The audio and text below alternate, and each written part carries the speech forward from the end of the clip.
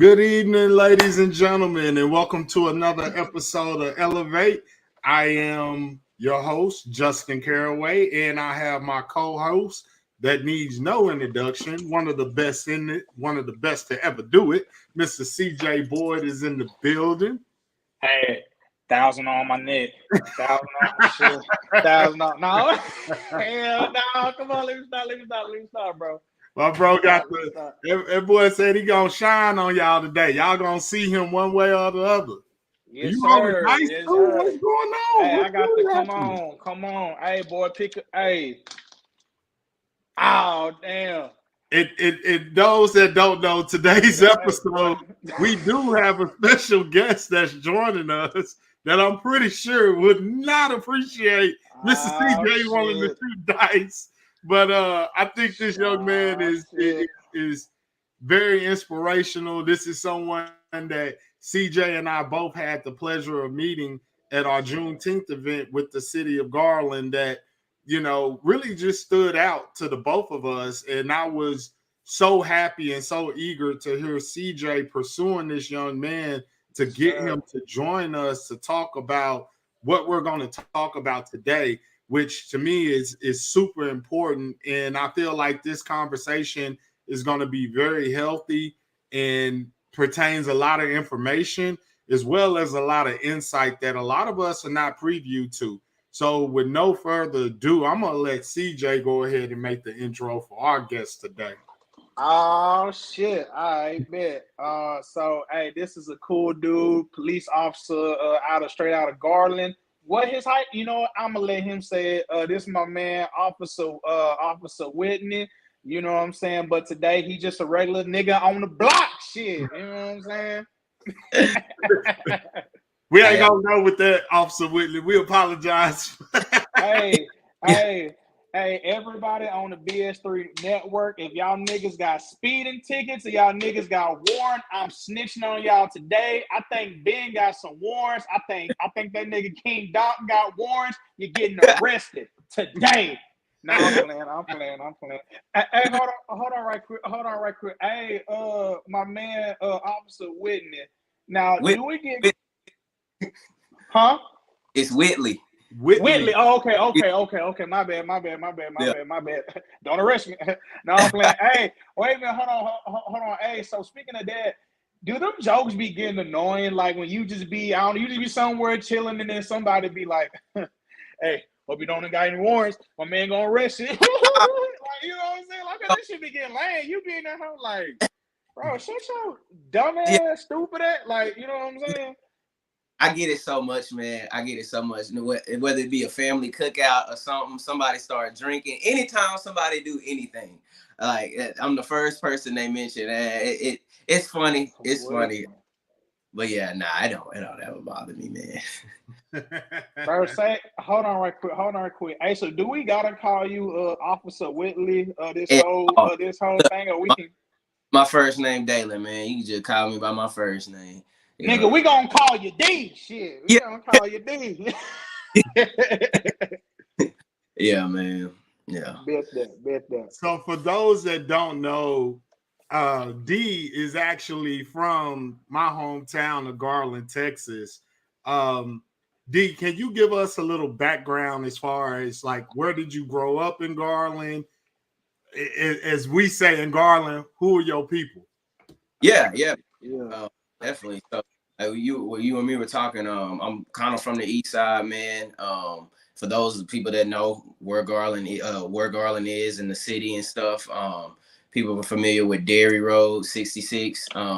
Big church out there called Mount Hebron in that area. I went to preschool there. You know, my family, they lived in the neighborhood. I ended up moving to Mesquite. And that's where I went to like elementary, high school, and so on and so forth, man. So I kind of split as far as growing up and living. I kind of split my time between there. But yeah, that's where I'm from. I'm definitely from the area. I know it inside and out. And I love the city. It's a great place to live. Absolutely, man. And that's the thing. I think that I want CJ definitely to get a more of a better picture of this, as far as if you're from Garland and you're from the east side, it's a sense of pride that comes with that. It's a sense of belonging that's with that as well. Like we've always, I don't know about you, but I can speak for myself. Me and some of my friends growing up, we always had that I don't want to say chip on our shoulders, but that sense of pride of I'm from East Garland and we just whooped your ass. Whether it's football, basketball, it was that thing because we played a lot of kids from Dallas that felt like, oh, y'all Garland kids, y'all ain't got nothing for us. You know what I'm saying? And when you get out there and you show what you're capable of, that respect comes all of a sudden. That, hey, we got that boy from Garland. He nice. I like him. You know what I'm saying? So for me, that's what it was. But I mean, I know you're, what are you, like 24, 25, right? 24, man. Yeah. Wow, young man, young buck is what I'm gonna call you. Yeah. So for those that don't know, like how long have you been on the force now? It's a little over 2 years now, man. A little over 2 years now. It wasn't getting in the police, like it definitely wasn't the plan at all. We'll probably get into it a little bit more, but man, I growing up, like I hated police. So it definitely wasn't a plan until I probably got to college, man, and I really started looking at what am I going to do when I graduate here. And I was looking into it. My perspective on a lot of things changed, grew up, seeing things a little differently. And I saw it as an opportunity to really help my community, man, and really get involved and make a difference someplace. Yeah, and I love that you say that, man. Just being able to think outside the box and having that change of perspective because you probably, where were you in school at? I went, so as far as you talking about college or high school? Yeah, college, man, State, man, in West Texas, middle of nowhere. It's nothing like the city. It's a big country town. So right. Yeah, and that's the thing. You got exposed to different walks of life. You got exposed to different people that had different interactions with police officers. So your perspective of law enforcement probably shifted and changed within those couple of years being out in West Texas. So, I mean, for that, I totally commend you. And first and foremost, thank you for your service. And it doesn't go unrecognized or unnoticed. I definitely appreciate what you do. But like I know, just like CJ know, law enforcement, especially in today's society, especially within the Black community, you get a bad rep, period.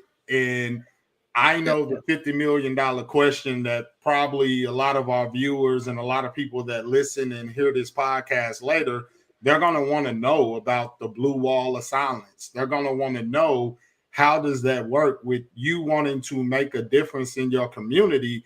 What do you feel your difference could be? What do you feel like your change could be for us as African Americans in the community with the relationship with policing?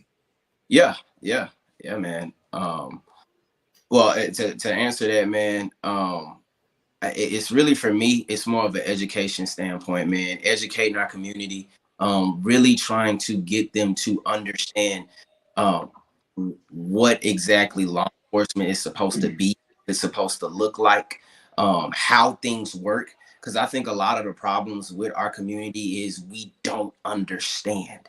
We just don't understand why police do some of the things that they do. And we don't know what's right and what's wrong. A lot of times we just look at something and we automatically say, oh, that's wrong. When in reality, they're doing their job and they're doing exactly what they should be doing. And a lot of the times they're doing something that people think is right. And it's like, no, that's wrong. So for me, the biggest thing that I try to do, going from call to call, when I'm able to just really just be around the community, things like the Juneteenth event, showing up, showing my face, talking to people, connecting with people. It gives people an opportunity to ask me questions. It gives people an opportunity to learn. That's one thing that I feel like we need to do. We need to learn. We really need to educate those. It's not enough that policing, definitely there are some things that need to be changed. There are some things that need to be done, specifically with our community. And then on our end, we definitely have to change the stigma of hating police. The big statement a lot of times people chanting is F the police. And Right. I kind of changed that and be like, no, we need to be the police, because we're constantly, we're constantly asking for change. We're constantly saying we want this done. Well, we're asking people to do those things that don't look like us. So their motivation to change it, their drive to change it isn't the same kind of motivation that we have. We really want to change this because no, this is really affecting us. Like, because you take the uniform away from me, and what? I'm still a black man. I can't take this skin off. I can't, so if I'm driving down the street in Waco or Houston or wherever, they ain't gonna know I'm a cop unless I say something. And so they're gonna treat me just like anybody else. And so, yeah, I definitely think that there's some things that need to change on both sides. And it's just for us, we have to change our culture and the way we look at police in a different light, and not in a lot of it is negative. I'm not gonna lie, a lot of it is negative. I think we kind of touched on it a little bit, where individuals will automatically look at me and assume like I've heard the word Uncle Tom so much, like it's it's ridiculous. And I'm like, man, if you really got to know me, you would, just having a conversation with me, you would completely change your mind, man. I'm nothing like that at all. But the moment they see me in that uniform and that badge, they automatically have an idea of who I am and like the type of person that I am and what I stand for. So I think that's an issue. If we can learn to change those types of things, man, we can start on a path to really making change, because we can get out in those streets 24/7, protest, do all of that. But if nobody is really getting in there and really changing how we think, the atmosphere, everything, then we're just going to be protesting every year. Right.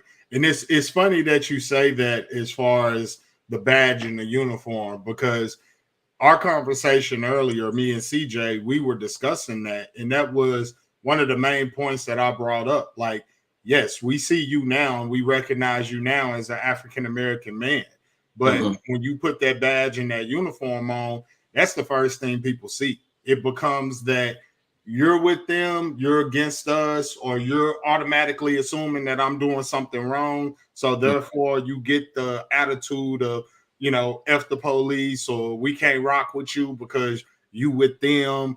And I understand that. And one thing that you said to me that really stood out, that was very powerful, and to me, is be the change that you want to see, So if we're, like you said, the marching, the protesting, to me, that's dead. I'm not doing that. I feel like our ancestors did that before us, and we saw where it got them. Thank God for them, because it got us to the point where our voices can really and truly be heard. But we're going to need more people like yourself that says, hey, I get it. This is a systematic thing. This is not just oh, now I got one black cop, now I'm good. Like, no, this is a systemic, systematically placed organization that really was designed for us, not in mind. So in order to make the change, you're right, we're going to have more black cops in, and we're going to have more black cops that don't have that blue wall of silence up, that is willing to do podcasts or come on and come speak to the community. Because one thing about it, man, I'm part of a nonprofit out in Garland, Men and Women of Perception, and we target at-risk kids, young adults, just to give them leg up, give them encouragement, teach them and educate them on different things. And for me personally, because this hit home, the Garland had a rep at one time that it was getting a little bit out of control. And I remember doing a speaking engagement to basically promote peace in the city, stop the violence, because it's really nonsense when you think about it. Like, what are these kids or young adults fighting over? What are we arguing about? Like, take your grandma's house. You don't own that block. When she dies, guess what? You probably can't pay the property taxes. So your black ass is out of there anyway. So let's get to a better understanding to figure out how can we come together as a community in order for our voices to truly be heard. Because I invited police officers out before. Did they show up? No.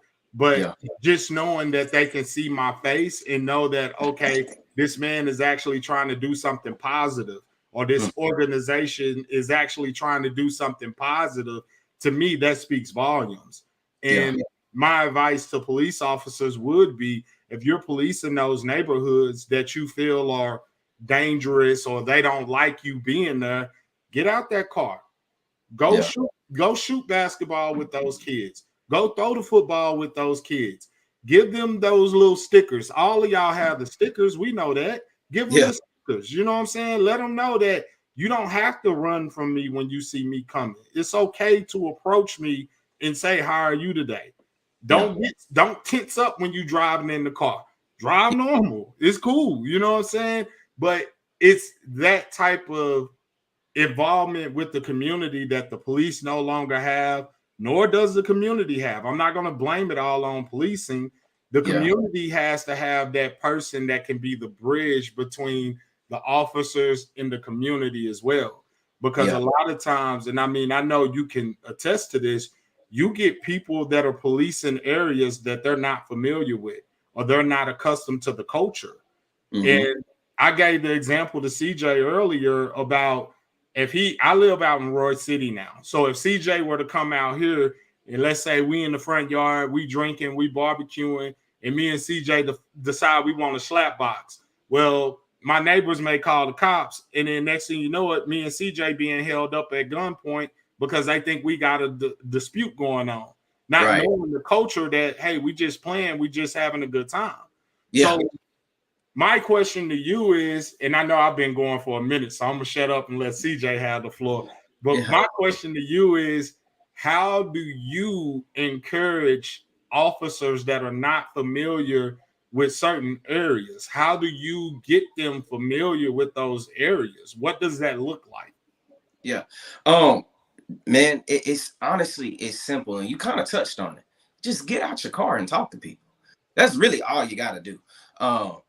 I mean, the people in my area, I've been around in my area, like out the car talking to people, or it might just be a track. Man, I've pulled over some of the exact same people. Like, and I'm just like, oh, dude, it's you. You can keep it moving. Like, I don't even go no further with it. I don't need to get his name. I already know who this guy is. There's a QT. So my area, for the most part, is Broadway and I-30. I walk into the QT gas station, and 9 times out of 10, I'm gonna see somebody that I've met, and they see me. Hey, what's up, man? What's going on, Officer Willie? How you doing? And I mean, moms that I've dealt with, their kids, kept them from running away, all of that, just telling me how their kid doing and all of that, and that to me is the best way to do it, man. Just get out your car and talk to people. You know, I'm driving through parking lots, I'm got my window rolled down so they can see me. If I see you walking, hey, how you doing? This, that, and the next time you might see me somewhere else and be like, hey, there go Officer Willie, there go. That they know me.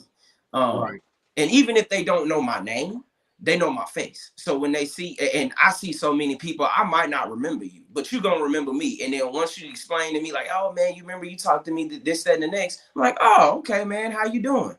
And we just catch up. So that to me is the best way to do it. We have areas where it's predominantly Hispanic, where you just have a large group of Hispanics. They live in this certain apartment complex, and right across the street in that whole neighborhood is just all Hispanics.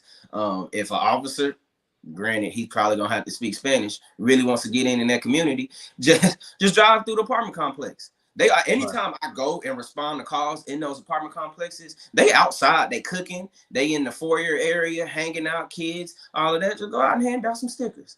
I think you kind of explained it, man. You took the words right out of my mouth. I mean, it's not hard, man. It's really simple. You just get out, because in that patrol car with that uniform on, people are gonna break their neck to see you. They're gonna break their neck to see what you're doing, because 9 times out of 10, they either being nosy or they worried about, ooh, am I gonna get a ticket, or is he gonna stop me, or is he gonna do this? So you already stick out like a sore thumb. Once you just acting like a regular person, you sitting down and eating. You know, I get people staring at me all the time. Kids, they think I'm a robot. They don't even think I eat. And it's like I'm a normal person just like you. So I really think that all you have to do is just get out and be involved with community, go into those types of events like the Juneteenth thing. We have stuff all the time with school, like with schools and things like that. So if you really focus on doing it, if that's what you really want to do, some people's heart isn't in it. And I think that's a lot of times that's the issue, and that's where we see the disconnect. Some people just don't want to do that.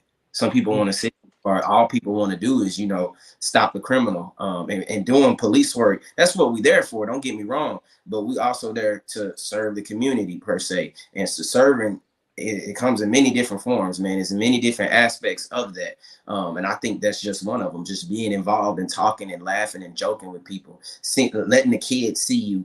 And again, they not thinking you a robot. You a normal person. You can talk about sports. You can talk about these things. Once they see that, they become more comfortable around you. And then when he with his homeboys, if you talk to him in an apartment complex and then you see him and he with his homeboys, whereas they might have ran from you a month ago, the moment you pull up, one of them gonna be like, no, that's absolutely, he cool. I'll come over with y'all, I talk to y'all. These are the things that I do. And so I don't get that kind of response, and it hurts me. I was talking to CJ one time and I told him, I felt bad. It was a situation where people was popping fireworks, and they kept popping them. People calling 911. So I pull up, and this is an apartment complex that I'm always at, and it's these young black kids. They weren't even They weren't even the ones popping them. But I roll up, and immediately they see me. They start running. And then I hear one of them say, "Oh, I don't talk to the police." And I'm talking about these kids are like 10, and I'm like, man. If you only knew, man, if you only knew, I'm really here to help you. I'm here because you running from me, and it might be something going on. Your mama might have called the police because something going on, and you running from me. And that he's 10 years old. He hasn't really experienced life. He hasn't probably experienced the police like that, but that's just been instilled in him. And for what he knows, what he sees on TV. And granted, you look at the stuff on TV, I'd be scared too. Granted, is it all bad? Is some of the stuff that I see, I'm like, that's not really wrong. Granted, but most people don't know that. And you looking at a 10-year-old, he probably listening to his parents. His parents have probably experienced some things just like I have. Before I became a cop, I'm telling you, I hated police with a passion.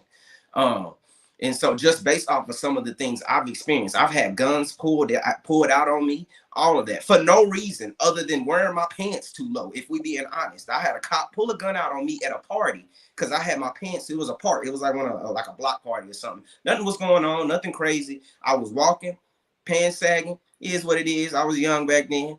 Pulled a gun out on me because he thought I had a weapon. Didn't say anything to me. Just pulled a gun out on me. So I hated police. And so, I think in order for the community to really get involved, it has to happen on both sides, specifically with the Black community. We gotta really want to do those things with police, and not shy away from that. But at the same time, police have to really put their foot down and say, hey, let's get in these streets. Let's talk to these people. Let's go in the apartment complexes. Let's, walk around, talk to these people. Don't just stay in your squad car for hours and hours on end. Because 9 times out of 10, when people call us, they calling us on their worst days. We're not meeting people, they're not calling us just to hang out or saying, hey man, come get these cookies. I got some food for you. Come stop by. No, we meeting them on their worst days. And that's the only time people see us. What if they seen us just rolling through and just wanting to talk or play, like you said, play basketball, play soccer, do something? That would change our communities, not just in Garland, but everywhere drastically.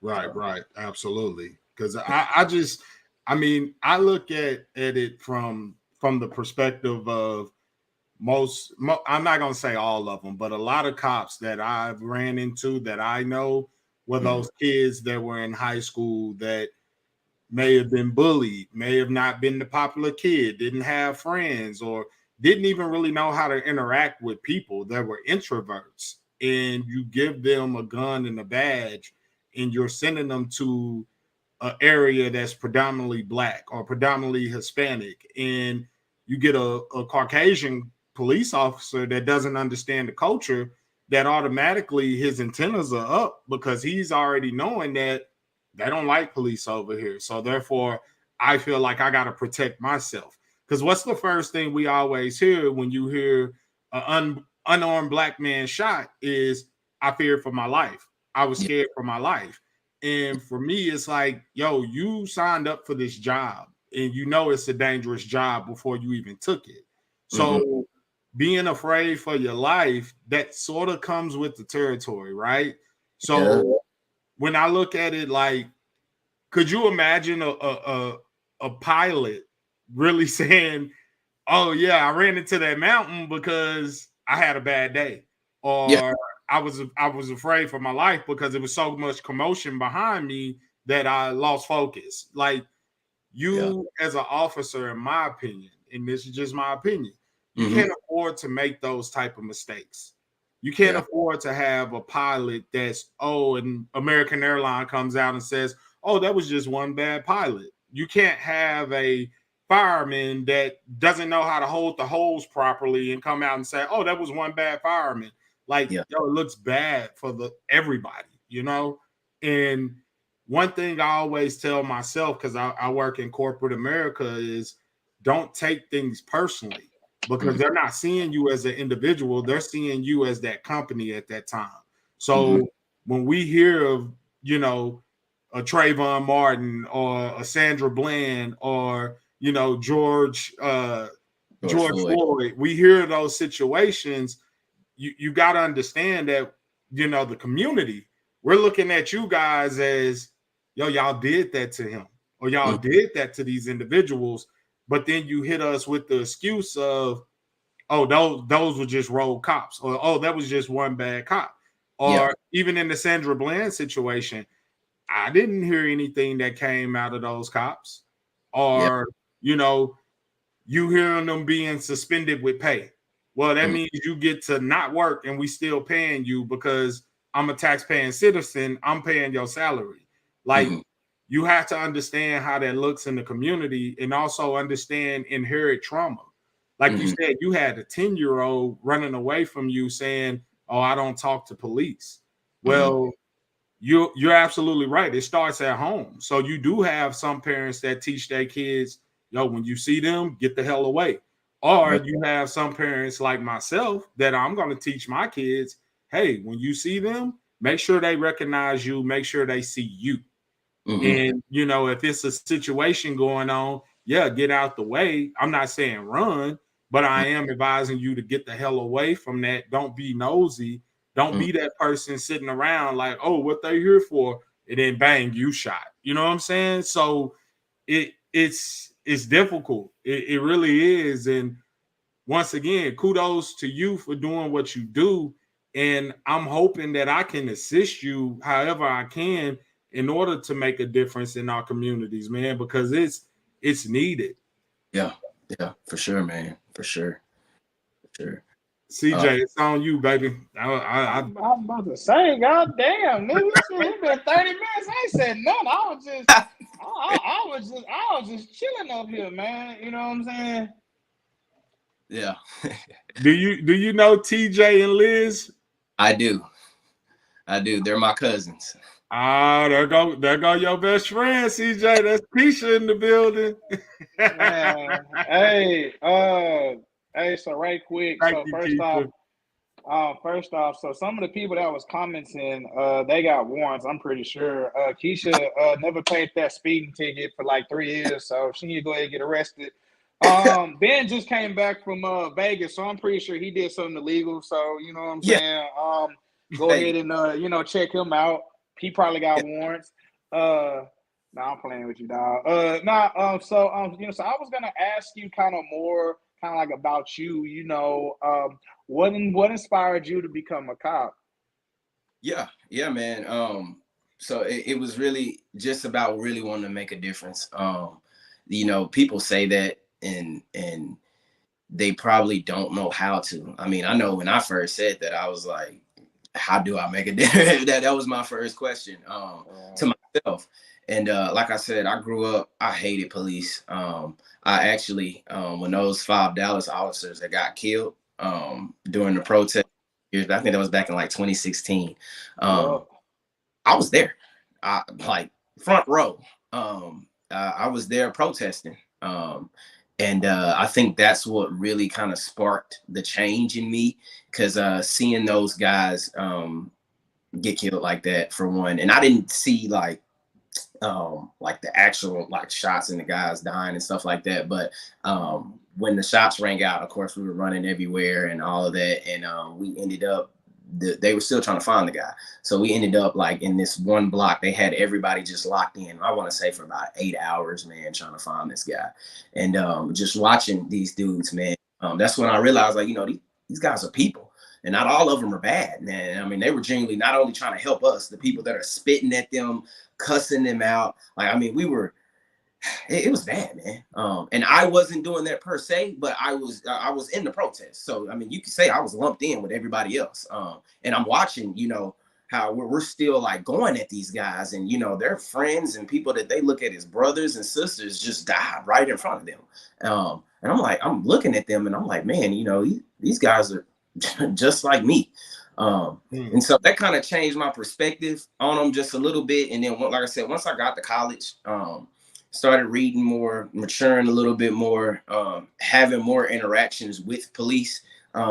And it just kind of changed my perspective of like, man, these guys, they're doing a job just like everybody else. Right.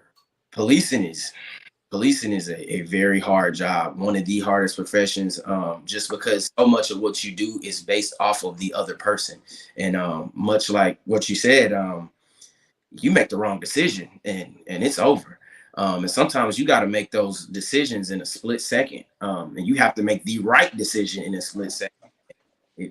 If you don't make that right decision, somebody's life might end. So I started realizing that and really started being opening up to the fact that, man, you know, the Black community needs Black officers. You know, I didn't see people that looked like me in uniform. I really didn't.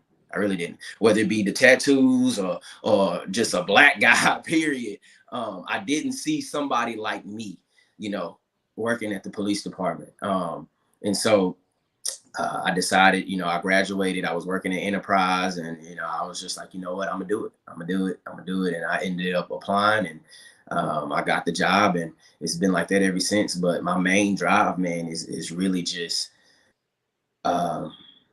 making a difference, whether it be stopping the crime, making a difference, whether it be just teaching kids like me that look like me, and about the things that we do. Hopefully one day that person is gonna look and say, hey, I want to do this job, man. I really want to make this world, make this city a better place. And I truly feel, and that's why I wake up every day. I'm happy to go to work, because I truly feel like, hey, somewhere, somehow in this city, I'm doing something. I'm making somebody's day, or helping somebody out, at least once tonight. So that's pretty much why I decided to do this, man. Right. Real nigga. Now I'm gonna ask you this question. Now, this is just hold on, CJ. I'm sorry. Before you ask that question, I can't let my brother go to think that there's never been Black people in uniform that was making a difference for the community and trying to help the community. You're familiar with the Black Panther Party, correct? Right. Okay. So with that being said, those were really, truly the first Black police officers, in my opinion. They were there to police their community as well as police the police, because you had so many unarmed or, you know, overexcited police officers that felt the need to go to the extreme when it came to stopping or harassing Black people, that our community came together and created that. But it's a reason that you don't see that anymore. And that was done purposely by, and I really like you, man, because I don't want, once again, this is never gonna be a bashing section. Yeah, for sure. But it's the people that you work for now that stop organizations like that went into those communities and said, no. You niggas can't have guns. You can't police the areas that we are working. Mm-hmm. And not only that, but they were feeding kids, man. They were giving kids free breakfast. They had support of white people coming into those communities. I'm talking about doctors that were giving kids shots, that were helping make sure our community started to thrive and get it. And you know, that's just my 2 cents on it. I mean, once again, it's no disrespect at all. I hear what you're saying, and I appreciate it, because it really does make a difference, and it does mean a lot for you to be a black man and say, yo, they need to be able to see this. And I agree with you, but I just didn't want you to keep having, I just didn't want you to not recognize, like, yo, the Black Panther Party, that's what they were there for. Oh, for sure. And I agree with you. For sure, man. The modern aspect now, and the Black Panthers, don't get me wrong, I know exactly what you're talking about. I've read the books, I mean, watched documentaries, all of that on them, and I mean, I respect everything that they did. I think they went wrong when they tried to go at the police. Granted, we all just got that Amber Alert. Hey, my boy finna suit up. Hey, bro, my nigga finna suit up, bro. He finna in Coffee, Texas. My bad. My back on his jurisdiction. He ain't going nowhere. Boy, you ain't gonna respond to that? Yeah, you good. Yeah, you good. It was that Amber Alert that knocked you out. out. Right. It was the Amber Alert. Yeah. yeah. Boy, you better get the boy, you better go to Coffee, Texas. Shit. Goddamn. Go ahead, bro. You got it. But I think where they went wrong was, and it wasn't all of them, but just like any organization, you have individuals that take things into their own hands. And LA, don't get me wrong, was where a lot of that stuff was going on. I mean, you look at Rodney King, things like that. There was a need back then for something like the Black Panther Party, because I mean, nobody was protecting us. And I mean, you getting guys getting beat in the middle of the street. And thank God they had that video. If nobody would have ever recorded that, that would have been something we would never know today. So I get that. But I guess now where we're at, I mean, it's been so long since we've seen something like that. And I think the issue with them was they were taking the law into their own hands. And you can't beat the police system. If they would have went another route, they probably would still be here today. But I mean, even now, they're labeled as a terrorist organization now. And so you can't even, that's what I'm saying, specifically for me growing up, I never even looked at them. Did I think they were cool? Yes, I knew about them. I thought they were cool. Like, I seen the movies, the documentaries growing up. I read books, all of that stuff about them. But those wasn't the people that I was like, oh man, I want to be like that, simply because they're no longer around, you know? Now I wish that was different, but, and I know there's still some form of them around, but they're not as prominent as they were back then. And yeah, but I completely and totally agree with what you're saying. They were protecting and helping the community back then, when we needed it. And we still need it now. We still need some form of that now. So I definitely agree with you on that. Yeah. Don't forget, Bobby Seale is, I believe, in Waco, Texas at University of Baylor. So okay. They even now with the new Black Panther Party, the new chapter here in Dallas, I mean, you have representation. They really do things, but like you said, they're labeled as a terrorist group. But you have groups like the Proud Boys, the QNs or whatever. QAnon, yeah. I don't see them as terrorist groups, but they stormed that Capitol. That was a terrorist act committed really in our own backyard, and we all saw the outcome of that. We're seeing it play out now too, even with the trial going on. I'm not really hanging my hat on the person that's responsible for this is going to 20 jail time. I'm not hanging my hat on that. I wouldn't if I was you neither. I wouldn't if I was you neither, man. So yeah, I cut you off, CJ. You got it. Nah, I don't. Shit. Yeah, you do. Hey, no, it's all cool. but now, so I wanted to ask this question because this was like a serious conversation, and I wanted to know, you being, like a Black officer, and I just wanted to know, when you was pulling over, or have you, like, have you ever stopped, or, well, I'm pretty sure you have, but whenever you pulled over, a female, have they ever tried to throw some ass at you to get out like this type of situation, bro? I'm just asking, like, you know what I'm saying, like, they seeing you, they like, damn, I ain't trying to go to jail. Like, what's up? Like, what can we do to get out of this predicament? You know what I'm saying? But yeah, that's what that's kind of what I want to know. Has anybody tried to, you know what I'm saying?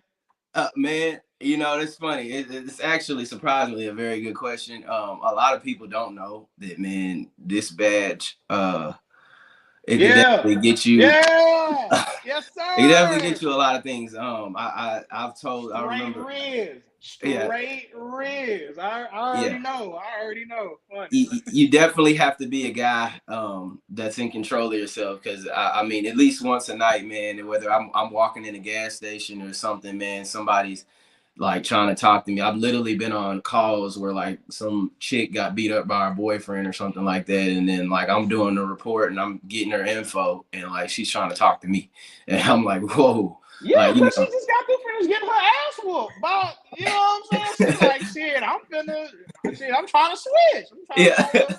On the opposite side. Yeah, man. I think being married helps a lot, man. So I just show them the ring. But even then, man, that doesn't even help. Like, I've literally had women come to me. I'm pulling her over. I smell some weed, and I'm like, hey, like, I'm not gonna give you a ticket, but you need to get rid of that. And I literally had a chick tell me, like, are you married? And I was like, yes, ma'am.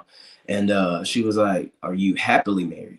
And I was like, ma'am, I'm gonna keep it professional, but you need to send you on your way. So like it's stuff like that, man, that I always get it. I always get it. For the guys that can't control themselves, they know who they are. They end up getting in trouble, man, because it's there if you want it. Let's just put it like that. If you want that, man, we call some women that only go for that. We call them badge bunnies. Cause that's what I was about to. That's what I was about to. Yeah, man, it's a lot of them out there. So yeah. No, you know what? And I was kind of being funny about it. I was kind of being like, I was being goofy about it. Of course, I kind of got to break it. I got to, have that comic, what you call it? That comic relief, that comedic relief. Comedic relief. Yeah. But like, no, like that's like real talk. And I know some officers, man, like, especially, well, it's a lot of married ones too. We can talk offline about that. You know what I'm saying? But like, man, they will still lose their job because they, you know what I'm saying? Yeah. Like, they just get a little too wicked with it, man. And just like you said, like, that's a real thing. Like, you said that you have people that you personally know that'll, I mean, I don't know what's the situation is. I don't know how severe it is, but I mean, it's a situation where like some people could possibly like lose their jobs, or they, all over some like, you know what I'm saying? So yeah. Hey, that's why I keep my policy works every time. I just stay out their business. Don't tell me. I don't know. I don't want to know. Like, right. I'm good. Yeah, man. But man, I think that's with any job, man. You go on you go in the office, man. They say a call center is one of the worst places to be, man. You in a room full of predominantly nothing but women, man. So like, I think that's with every job. It's just with ours specifically, we always dealing with people. We dealing with them face to face. We getting phone numbers for police purposes, but we getting these things and stuff, and women sometimes they look at us as superheroes and stuff like that. So I mean, it just comes with it. And like I said, you really gotta be professional, man. You definitely don't want to do something like that. And she come up to the station pregnant, asking where officer such and such at. Taser. Stop, Justin. Tweaking. Hey, hold on. You know what, man? Hey, see, this is why we need maybe a part 2 because I got some. I just want to be goofy, but maybe we could do that on the next one. But so one of the things I was going to ask you, and I was talking to Justin about this, kind of, staying back on track, was when it comes to the background and screening of police officers. And that's something that we was talking about because we we keep getting these situations where to us, I'm like, how did you even make it through the academy? Or you have a lot of old heads, they was in the academy in the 90s or early 2000s. They need to do some retraining, which I'm pretty sure y'all do, I mean, and just a little bit on my background. I'm a military guy, and we was talking. I'm a military. I was active duty for a little bit. Then I switched into the reserves. I ain't no badass. I ain't go on no fucking tours. I ain't go to Iraq and Iran and shit. I ain't do none of that shit. I wasn't out there with two AKs. You know what I'm saying? I wasn't no badass dude. Now I was in a situation to where I did have to, unfortunately, use my weapon, and you know what I'm saying. But that's a whole story for a different day. But anyway, the point is, I'm kind of very familiar with the policing world.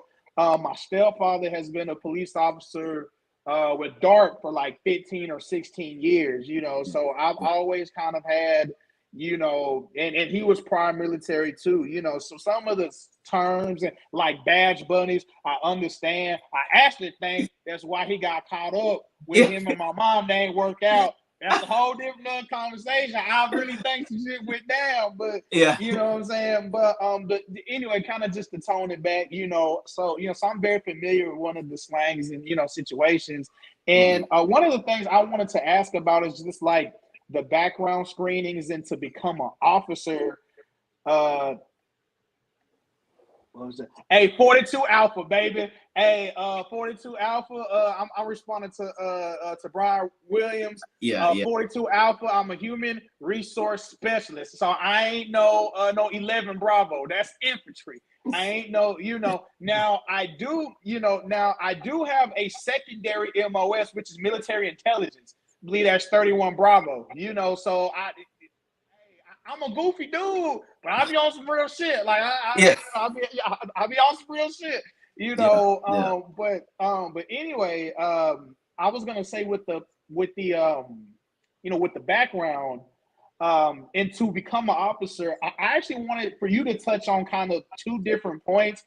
First, maybe talk about how the like right when you apply, what are the steps after you apply, and how do they screen these people? Because we were talking about, and I was telling with Justin, and I was telling Justin what you was telling me. So I just want you kind of to air it out to the community. How are they screening these officers to get in? And kind of talk about a little bit about the screening and the background checks.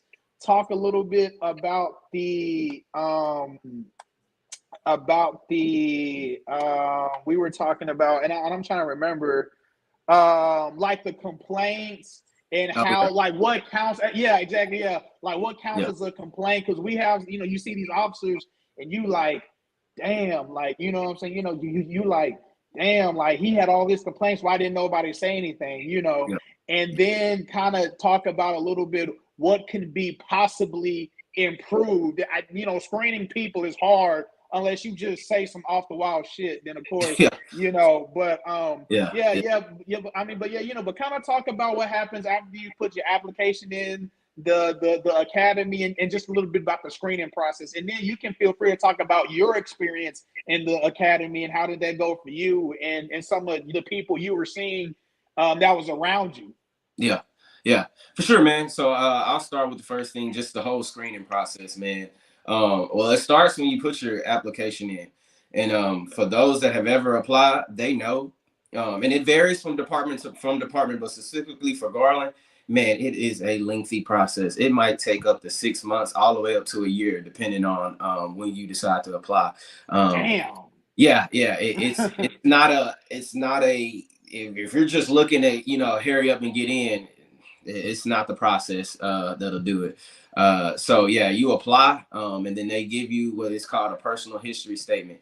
It's a packet, and that packet goes from pretty much from the day you were born, every single crime you've committed, knowingly and unknowingly, as far as law enforcement. So they'll ask you like, have you ever did this? Have you ever did that?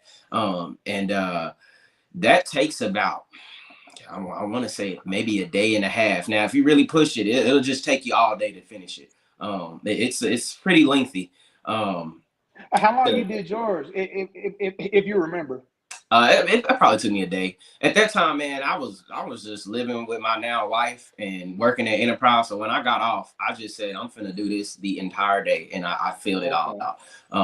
But I mean, you're talking about getting people's numbers, references, neighbors that know you. Like it's super lengthy. And so you do that. Then you take a test. I'm sorry, you take the test first. So you take the test to become a police officer, and it's just like an entrance exam to see if you. It's kind of like the ASVAB. That's how I would equate it. It's kind of like the ASVAB, and then you take a fitness test, and then you take you do the personal history statement. And so once that looks good, you turn it in. You have a background investigator that looks through your personal history statement, and they scrub you clean. They call neighbors. They're calling family. They're calling everybody. And it's important to be honest about this stuff, because you can try to hide it, but when it comes to the polygraph and then they ask you these questions, it's going to come out sooner or later. So if you did, let's say if you was trafficking coke or something when you was 10 or whatever, like let's say you was trafficking coke 10 years ago and you try to be a cop, you can say, no, I've never sold drugs before. You can do all of that. But when it comes time to take that polygraph and they ask you that same question and your heart beat races up because you can't control that, you know? And that's how they measure whether or not somebody's lying. And so when they ask you that and your heart like starts racing, they're gonna be like, well, why is your heart racing for that if you've never done it? So that's what kind of gets people if they decide to lie. But long story short, I mean, they scrub their background investigator. He's looking at Facebook, he's looking at all your social media accounts, all of that. And so that is pretty thorough. I don't think you can get much more thorough than that. And then if you pass that, you pass the polygraph, then the very last, they give you a conditional offer of employment. And then you take a psych eval. Let me backtrack though. Before you do that, you do have an interview, and that interview is with people at the Garland Police Department, officers, training department, and members, city council members. They ask you scenario questions. They ask you about yourself. They ask you some of the stuff that you put in the personal history statement. And if all goes well, then they give you the conditional offer of employment. And then you take your psychological evaluation. It's easy. They just want to see if you're normal. As long as you don't put something down on there saying like, I like to just shoot guns and kill people for fun or something just outlandish.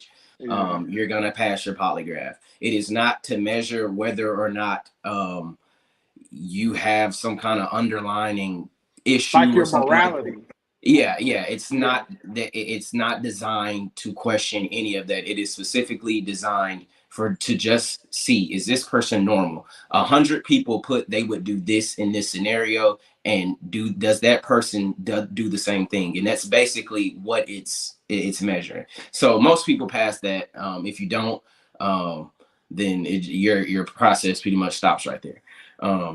But after that, you go through the academy, and then you go through, once you graduate the academy was about 28 weeks or something like that. It's pretty long. I could be wrong on that number, but it's pretty long. About 6 months. It's 6 months approximately. So you do that, and then you have an FTO. You're a cop now. They give you a badge and everything. You're officially a cop, but you're still in training. And so they pair you with a field training officer for about the same, I don't want to say 6 months, but it's a couple of months. And then once you get done with that, then you're out on your own. And so that's how the process is. Even the FTO thing, they're vetting you, man. You're graded every day. You're sitting in the car with somebody that is literally grading you every day, from the way you talk to people to how you handle your business on a call, or what you do, where you're going on the call, like how you get there, all these things. They grade you on every single thing. So I think with Garland's process, I don't think you can get any more intricate than that, because I mean, they vet you from the time you put that application in and all the way until it's time for you to be out there on your own. Do people still slip through the cracks? Yes. And we have something called post FTO. And that's basically meaning, yes, you're out on your own, but you're still on probation. So if you do something bad enough, we can fire you on the spot immediately. And there have been people that have slipped through the cracks and they do something out on their own, and then they get fired. So yeah, that's the process as far as that. And I think you wanted to know about the complaints, right? Yeah. So talk to everybody about the complaints. About complaints. So let's use Derek Chauvin, for example. All right, this is a guy everybody knows him. Knows he's the guy that essentially killed George Floyd horrendously. And so we look at him, and then it comes out on the news. This guy had several complaints, and people are like, why hasn't anybody done anything about this guy? Why hasn't anybody said anything? The thing with complaints, and again, I can only tell you Garland's perspective. I can't tell you what other departments do. But thing about complaints is anybody can complain. Tomorrow I could go out on a call and a guy, beat his wife or something like that. And, we try to take him to jail and he jerks away. Now we got to put him on the ground because he's refusing to go to jail. His wife can then call and complain on me saying, I don't like the way, I think that officer handled my husband really rough. I don't like the way he did that. Granted, he was resisting arrest, right? And I was completely in the right in everything I did. She can call and complain, and that would be considered a complaint. IA is going to investigate it if it's legitimate. Now, if it's just somebody calling and saying, F that officer, I don't care about him, they're not even going to waste their time with that. But if it sounds like something could be legitimate, they're going to go back. Internal Affairs is going to look at the video footage. They're going to assess it. They're going to talk amongst each other. They're going to do a full investigation on it. And if it's found that, hey, this officer did something wrong, then they're going to address it, whether there be a reprimand, a written reprimand, a verbal reprimand, or retraining. And that's how that process goes. Now, it could go the other way, and they look at it like in this particular situation. If I take him to the ground because he's resisting arrest, I have every right to do that. They can look at that and say, oh, he didn't do anything wrong. That's still going to be a complaint on my books because IA investigated it, but they found that there was nothing that I did wrong. So there could be several complaints on an officer, and you go back and look and see like what exactly happened when they did that investigation. You'll be able to see like, oh, three out of the 5 of his complaints were just people complaining because they just wanted to complain. Now the other 2 might have been legitimate. The other 2, he really did do something. But when people see like somebody like Derek Chauvin and he's had 20 complaints, maybe 10 of those were actual legitimate, and the other could have just been, him doing something and somebody just didn't like it and decided to call, which we get that a lot. So that's how the complaints go. So when people see that and they get mad and they're like, why hasn't anything been done? Well, because he hasn't done anything per se up until this moment. So you might see 10 complaints on a guy. That doesn't necessarily mean he's done bad things. I've gotten complained on, and it's people mad because I don't think they license, huh? No, for what? No, yeah, because you said you got complaint, and I know and I know you told me, but I just forgot why they complained on you, or was it because of somebody jerked around, or what? Yeah, something like that. Well, no. Yeah, okay. Yeah. I was just giving you an example, but the one time that I specifically remember that I was complained on is because I took a guy's license plate off of his car, and I told him he can't drive the car, and if he drive it, I'm gonna pull him over, because he had fake tags on the car. Okay. Yeah, exactly. And it was legitimate, and I could very well do it. He didn't have insurance on the car. He didn't even have a driver's license. So I told him, you need to find somebody with a driver's license and with insurance to come pick this car up. And so that guy decides to complain and say I was harassing him. And I'm like, dude, like, what more? Yeah. So on the books, it looked like I got a complaint. But when you really go back and look at it, I took a guy that had fake license plates, with no driver's license and no insurance driving his car. I don't even know if this car's stolen or not. You know what I'm saying? So just things like that. So when people do see that, I want them to be mindful as far as police that might not be what it is. And granted, whatever, and the complaints don't matter. If you see something like Derek Chauvin or something like that, he could have 10 unlegitimate complaints and one legitimate one. Forget the complaints. What is he doing right now? And you look at a situation like that, I mean, there's no excuse for that. There's no like backing that. Even if an officer were to back that, I would look at them crazy. There's no reason to ever be on somebody's neck for that length of amount of time, especially when you have other officers there. So yeah, that's how the complaints work. And yeah, you're right. That's pretty much it. So. Hold on right quick, Justin. We had a question for him. Mr. A-Trap wanted to know, if you sold drugs when you were a youngster, does that automatically disqualify you? And I think he's speaking of just the background check aspect of things. Yeah. So using drugs does not, but selling, automatically disqualifies you. Like if you as long as you haven't like done crack or something like that, you can still you can still be. No, I was laughing shit because crack kind of hard. Goddamn shit. Hard shit to be on. Yeah, as long as you haven't done anything hard like that, smoking weed, they're pretty lenient on, because I think most departments are getting with the times now. People smoke weed. It just is what it is. So they generally don't care about that, as long as it's not like an excessive amount. But yeah, if you sold drugs before, they'll probably disqualify you. Now, I can't say 100% if you were like a young kid or something, and it seemed like, hey, this guy, like he grew up in a bad area, and it really wasn't his fault what he was doing.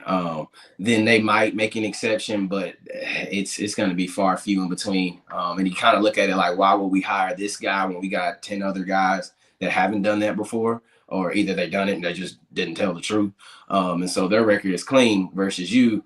And, they're kind of going back and forth on whether or not we should hire this guy because he used to sell drugs. Now, it sucks. But that's why I try to encourage kids, especially kids in our community, man, like don't do anything that's going to mess yourself up in the future, because that's important too. He asked, even without a arrest conviction. Yeah. So that's one of the things on the personal history statement that they ask you. Have you done these things even though you haven't gotten caught? And so, like I said, even though I put down literally, and I think I put down too much, because the investigator was like, all right, man, you don't have to share everything with me. I'm good. Just because I want it to be clear, like, hey, I'm not doing anything, this, that, and the next. And I never sold drugs or nothing like that. But even without a conviction, if they find out that you did that, or you tell them, it'll more than likely be an automatic disqualifier. So yeah. You from Mesquite? I know you sold drugs. Hey, wait. Hey man, I played football. I was trying to get a scholarship, man. So I was a good boy. I wasn't trying to do too much, man. Gotcha. Yeah.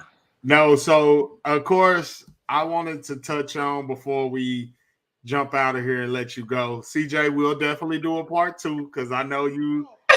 Well, hold on. Yeah. But hold on right quick. Hey, so next Thursday, would you know what I'm saying? Like, would you be free next Thursday, or you gotta be?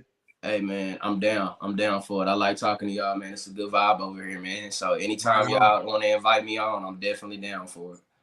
I bet that. But go ahead and ask, and I hope you about to ask what I think you asking, because then that could cover my question too. What? No, I had the floor long enough. You got it. What is it? Hold on, mind you, next week episode, I'm gonna ask a bunch of just goofy ass, retarded ass questions, like back to the Badge Bunny shit, because I don't want some bullshit. But I mean, so I was gonna ask you, like, you personally, How do you feel? And you kind of touched on it a little bit, but you know, me and you talk like outside, like, you know what I'm saying? Yeah. So what are some of the things that you would like to see just for community engagement and police officers? I mean, we joke around and play, but you were saying, I know at first you were just saying just have conversations in the neighborhood, but on a more political level, what is there something? Because I remember you were saying something like maybe we can all like get together at like the gym or like a park or just something, just have a sit down, or don't even got it, you know, we can have it in like one of the Garland, I don't know y'all, Garland official, like a courthouse. I don't know, just somewhere, you know, somewhere just to where you and a bunch of, you know, your police officer brothers and just regular people. Well, y'all are regular people, shit. We are regular people, hell. But you know, some people that are not police officers just sit and just vent, you know. But what are some suggestions that you have? What are some things that you're doing that can better, you know, just so we can have a better understanding, just more community outreach, you know, like what are some things that you would like to do or just some things that you are doing? You know, go ahead. Yeah, for sure, man. Justin, I hope that was, you know, I hope that was something that you was gonna ask. If it's not, then shit, fuck it, my bad, dog. All right, you good? I got them next. Go ahead. Yeah. So essentially, today or next episode, Justin. Today. All right, okay, bet. But yeah, man. Essentially, so I think I had told you we do something called a Citizens Police Academy, right? And I want to say that specifically in the context, I'm talking about Black people. I'm not talking about any other race because I can only talk about the race that I know. Black people do not get involved in that. And that's the thing that I really like. I try to push and I talk to older people. So the Citizens Police Academy, they go through some sort of police academy. Now, it's not like ours because they're not actually going to be doing this job, but their whole thing is to learn about our job. So they know some of the tactics, some of the things that we do, why we do it. Now, we don't give them all the stuff because, you know, we can't be spilling all the beans, but we, at the end of that class, they have a very clear and very vast understanding of police work and why is it that we do some of the things that we do and why we do it. They literally, I mean, I'm on a SWAT team, so they literally come out with us. They get to see the equipment we use. They get to see know the history. We even like do a whole hostage rescue thing with them where they're the hostages and we have a shooter and all that stuff. They literally get to be the players in the situation. So like they have a clear understanding.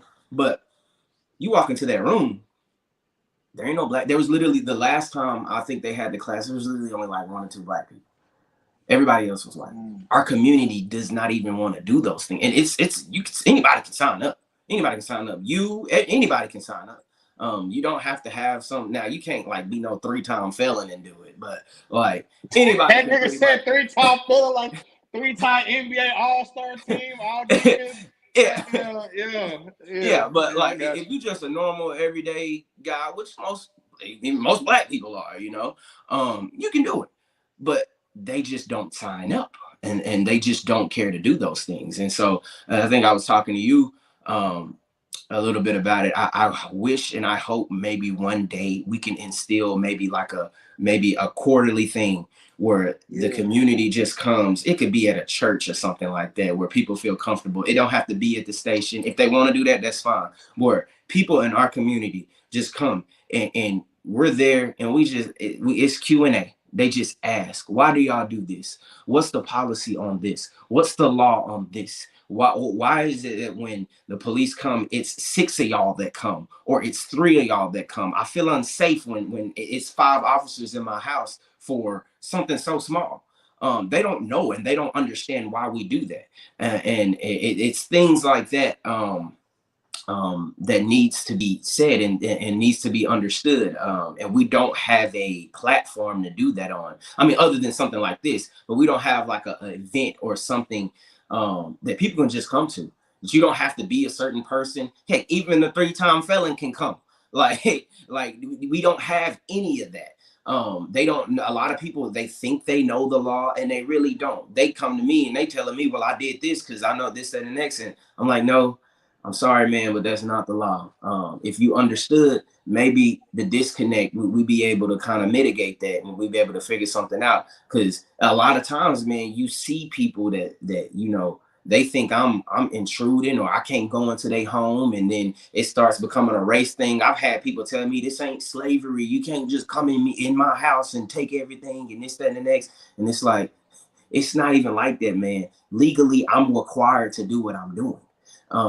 And so we need a platform. We need something that we can do. It don't have to be every month. It don't have to be every week. It could just be a quarterly thing where every 4 months, a group of people get together at a venue, at an event. Hey, it could be food there, this, that, and the next, and it's just Q&A. We just sitting down, we talking to people. We if people want to plan events, that's the place to do it. If people just want to know information, that's the place to do it. And we don't have that.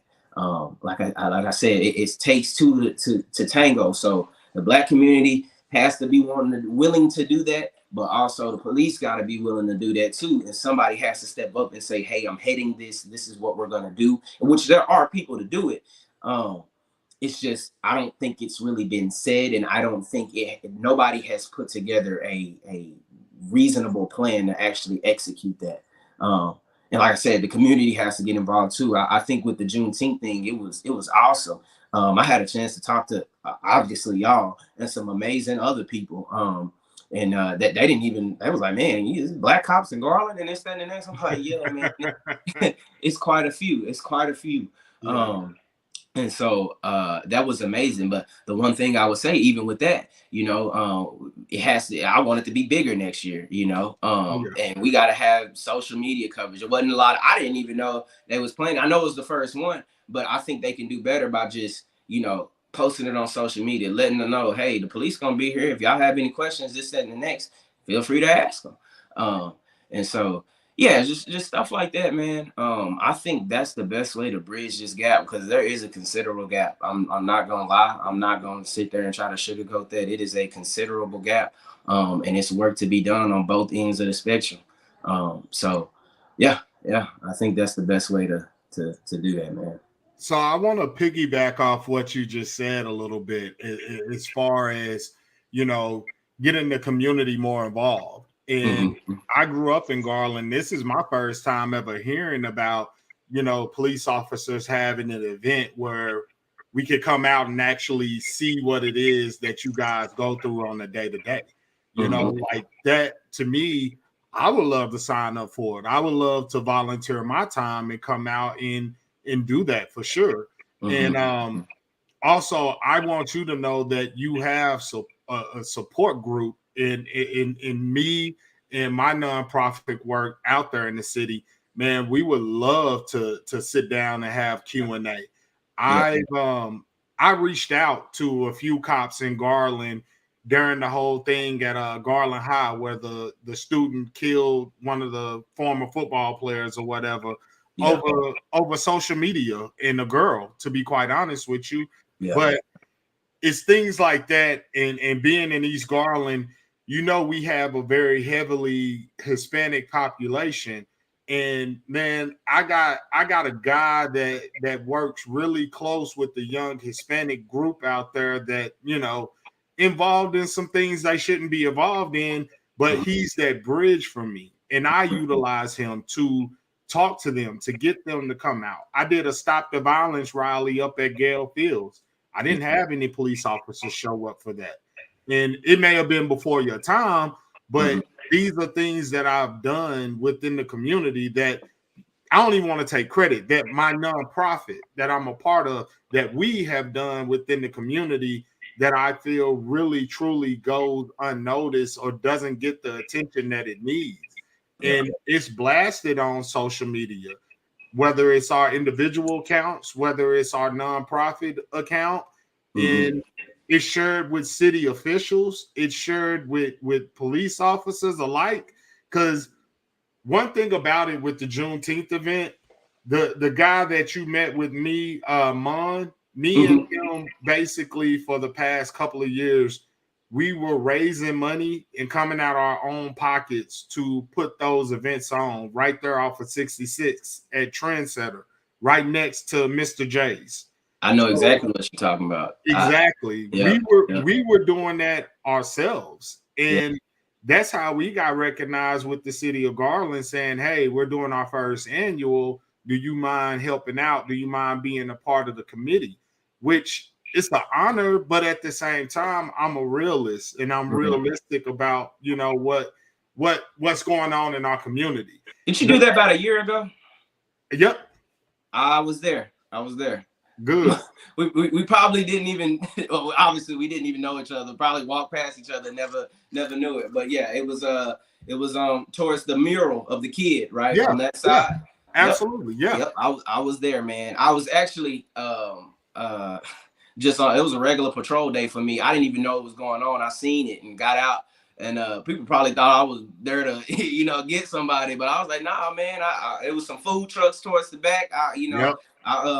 I got some food from them, and I just hung out for a little bit, man. So yeah, I know exactly what you're talking about. I think he. Boy, what the hell? This unprofessional, bro. What the hell? God damn, bro. Get them kids out the. Oh my Lord, this man. Oh my God, Justin, bro. I don't even think he realized it. He don't realize. No, he realized it. Nah, hold on, quick. Hey, so let me bring some professionalism back to this thing. Hey, so it's this thing we do. It's one of my boys, King Dog. And maybe he can catch it right quick. But hold on, right quick, guys. We're gonna take a little break. This is your station identification.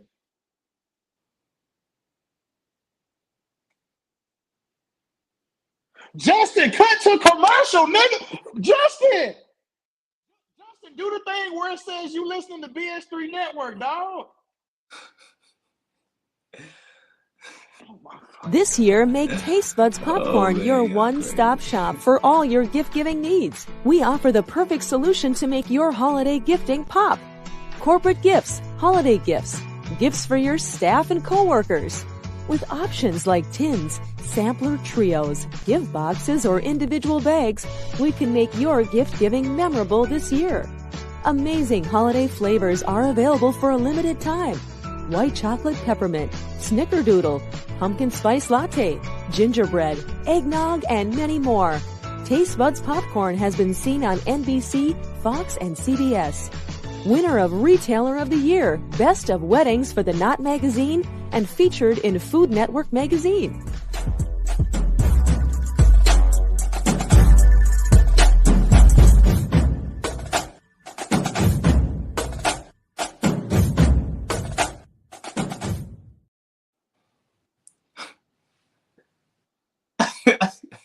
Bro, what the? Oh my goodness. Hey, hold on. Hey, right quick. Hey, all jokes aside, like Justin really my boy, bro. I really just be giving him a hard time, bro. Bro, Justin is, like dead ass, bro. Justin is like my nigga, bro. Like on some real shit, bro. Like if somebody was fucking with his son and he got a son named Cornbread, guess what? I'm smacking the shit out of somebody. I'm in there. You on it, yeah. Hey, bro. Hey, but like, yeah, bro. But no, I was just joking with Justin, man. Nah, Justin, my boy. I appreciate that. I had to plug it up, man. I was going dead. See, that's why. You were going. Oh, okay. Yeah. Okay. We did an episode last time and that happened, so I had to make sure to get to my charger real quick. Okay. Now, but like I was saying, man, it's super important that you guys, as far as cops, man, you guys know where we hang out at. You know what's going on in the communities. You see it. You know what I'm saying?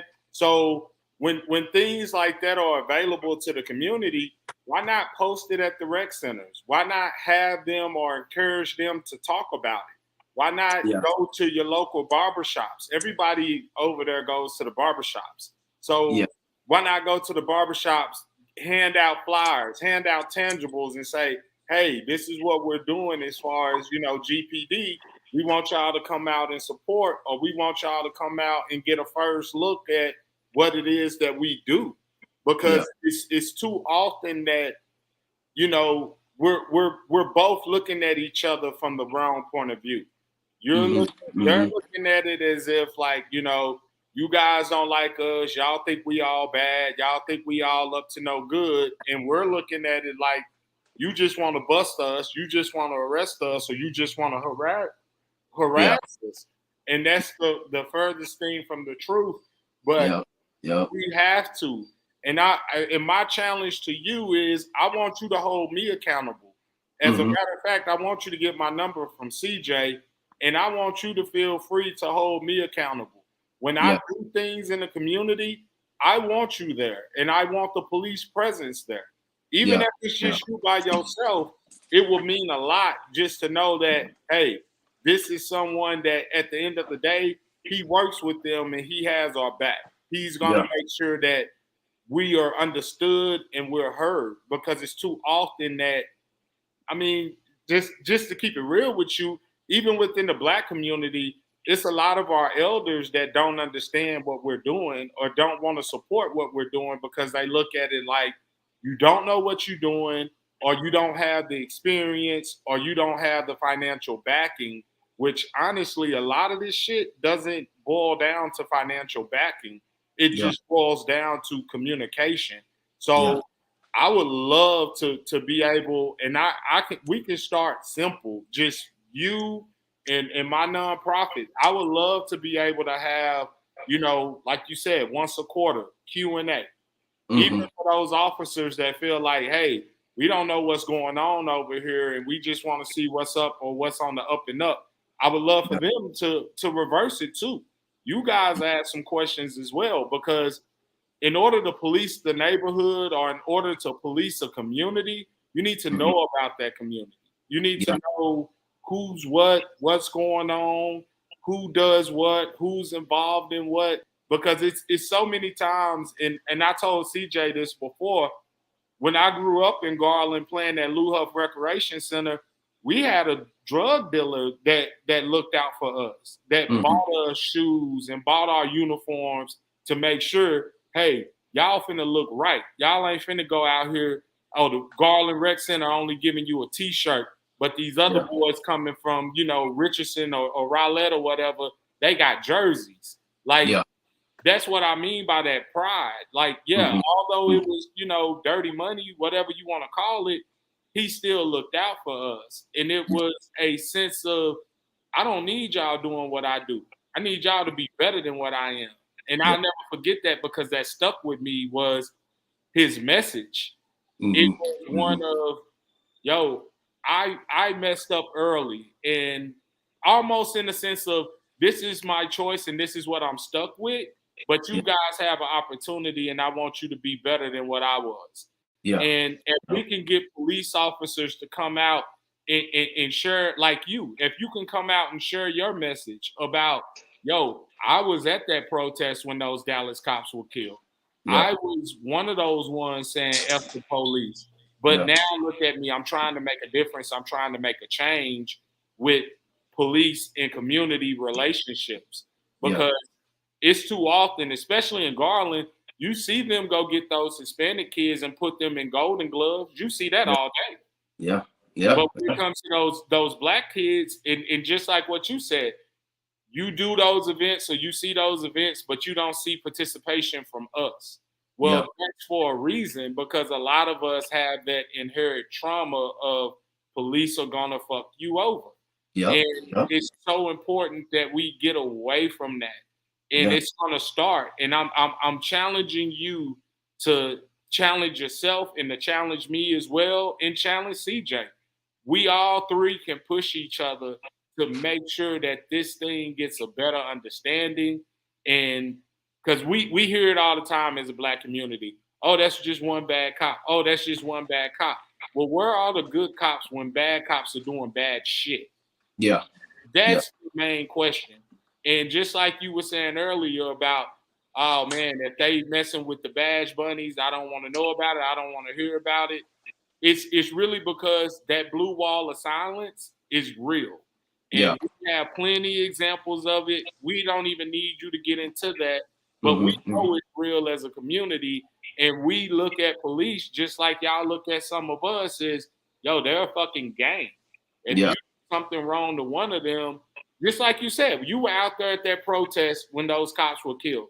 You saw how quick DPD turned into, fuck that. We ain't going to arrest this dude. We finna blow him up. We finna make sure this threat is done. So when we see things like that in the Black community, or we see us being killed for being unarmed, or we see us being killed because we look like a threat, or we can be a potential danger, when we see stuff like that, and then you have officers that go in and arrest the kid in the Buffalo massacre, or you have guys like Dylan Roof that are arrested and taken to Burger King after shooting up a church. Even with the Uvalde situation, in my opinion, honestly, the only reason they hurried up and killed him was because he was Hispanic. And they didn't want those tapes getting out, because those cops look like real, I'm sorry, excuse my language, but they look like some real bitches. Yeah, I've seen the footage, man. I know, that's what I'm saying. Like, no doubt in my mind, if I was a cop, I understand what I signed up for. So if I put myself in that position, okay, I'm willing to risk my life versus innocent kids losing their lives, and I'm right down the damn hallway. And the one cop that got hand sanitizer, it was just like, yo, are you fucking kidding me? Like, to me, it just really, it broke my heart to see that as far as those kids, but it made me worry about those cops that I know, that I actually have a relationship with, that I know would have handled that situation totally differently.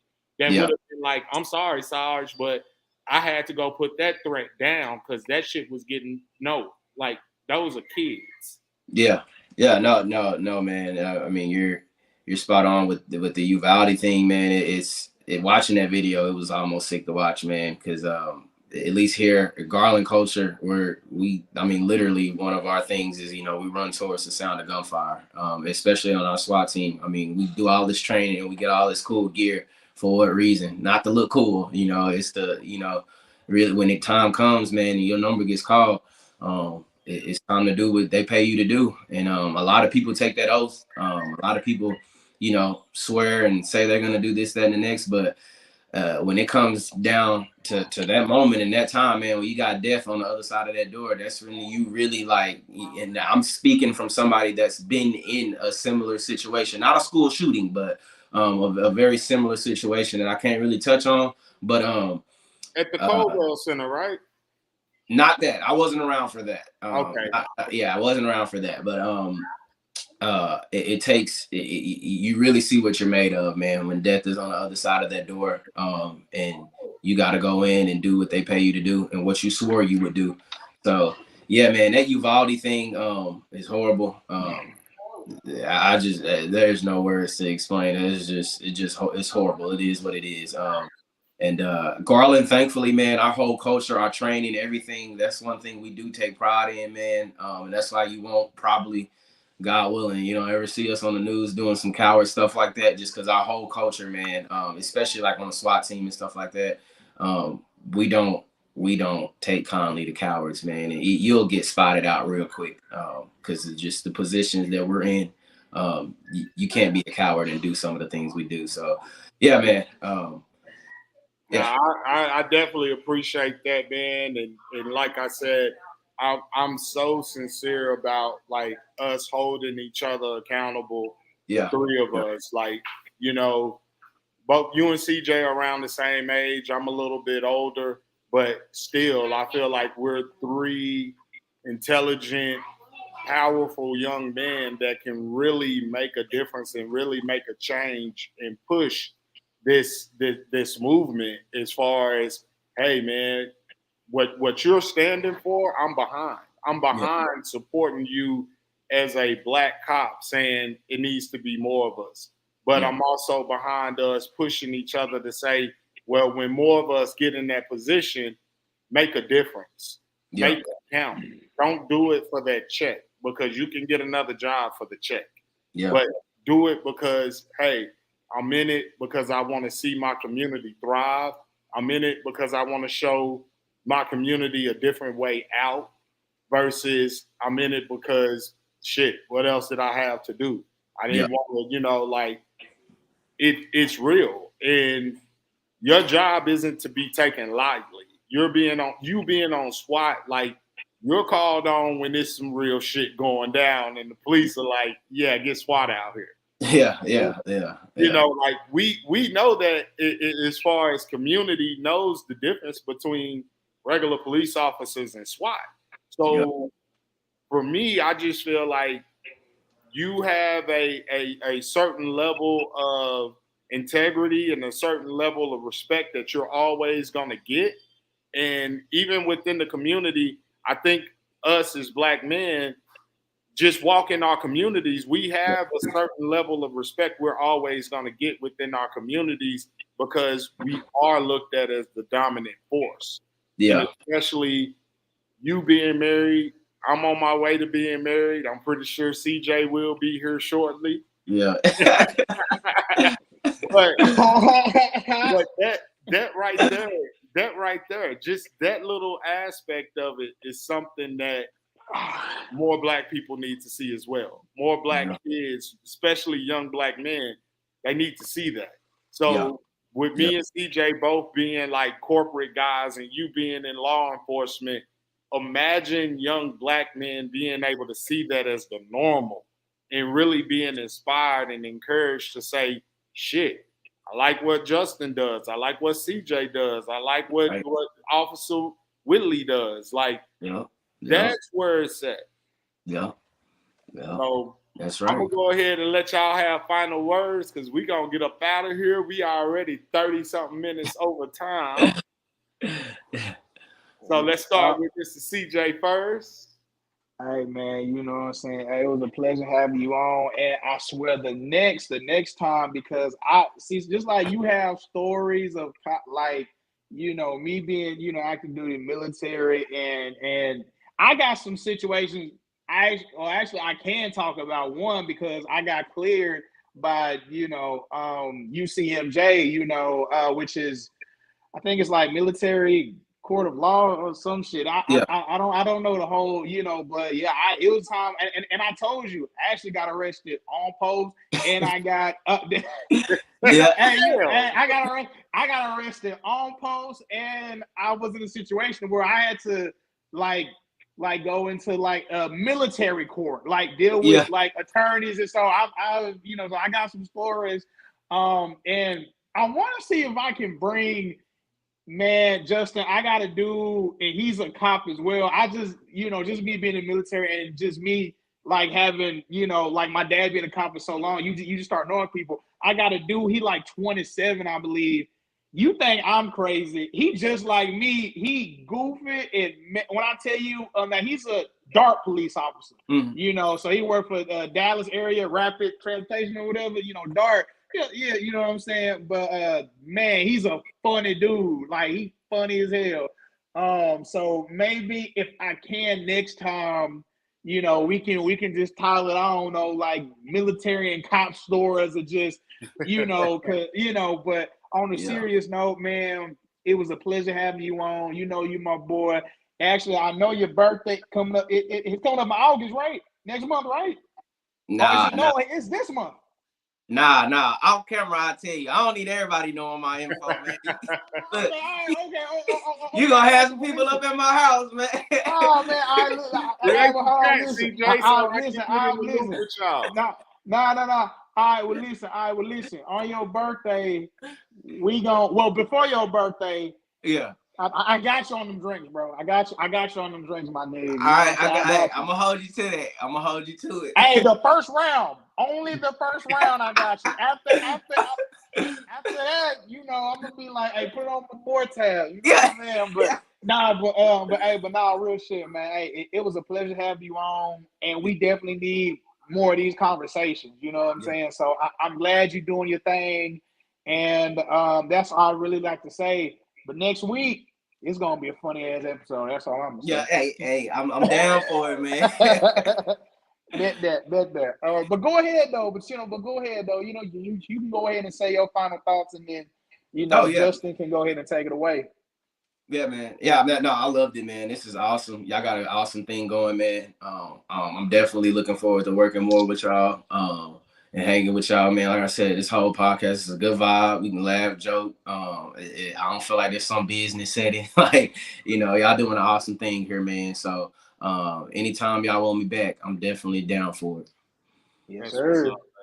Well, I just piggyback off CJ, man. Once again, we definitely appreciate you joining us, man. We appreciate what you do to protect and serve all of us, and especially the community that's near and dear to my heart that I love, and that, CJ's had the pleasure of coming through and really saying, damn, I didn't realize Garland had black people like that. So I sure did know, boy. Yeah, but that, man, I look forward to doing more things with you here in the near future, not far out, but near future.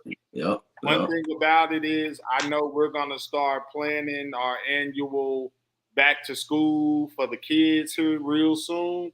So I definitely want to invite you out. I already know, CJ, you should already know you definitely getting the invite. But more to come with that. I'll keep you posted as well as our viewers, and let everybody know how they can donate, whether it be financial, whether it be your time, whether it just be your presence out there to just come kick back, celebrate these youngsters, get them ready for the school year.